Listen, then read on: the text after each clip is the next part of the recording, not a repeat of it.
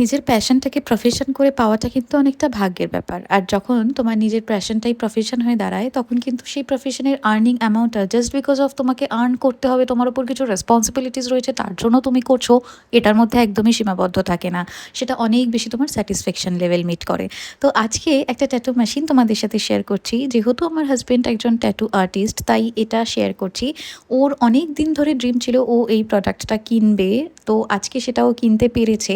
সেই ভিডিওটাই শেয়ার করছি তোমাদের সাথে। এই ট্যাটু কিটটার মধ্যে অনেক কিছুই ছিল, এত কিছু তো আমি বলতে পারবো না বিকজ এই বেস থেকে আমি একদমই বিলং করি না। যারা ট্যাটু বেস থেকে এই ভিডিওটা দেখছো তারা নিশ্চয়ই জানো।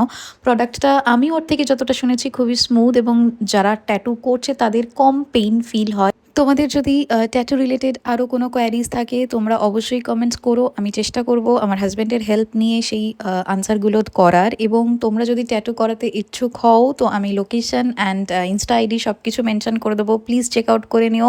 অ্যান্ড আরেকটা কথা বলতে চাই, স্বপ্ন দেখা কখনো ছিল না। যত সুন্দর সুন্দর স্বপ্ন তুমি চাইছো দেখতে থাকো, একদিন না একদিন ঠিক পূরণ হবে। আর হ্যাঁ, তার জন্য কিন্তু স্ট্রাগলটা তোমাকে করে যেতেই হবে। তোমরা যদি এরকম ট্যাটু রিলেটেড ভিডিও ভালো লেগে থাকে তোমাদের, তাহলে প্লিজ জানিও, আমি এরকম ভিডিও শেয়ার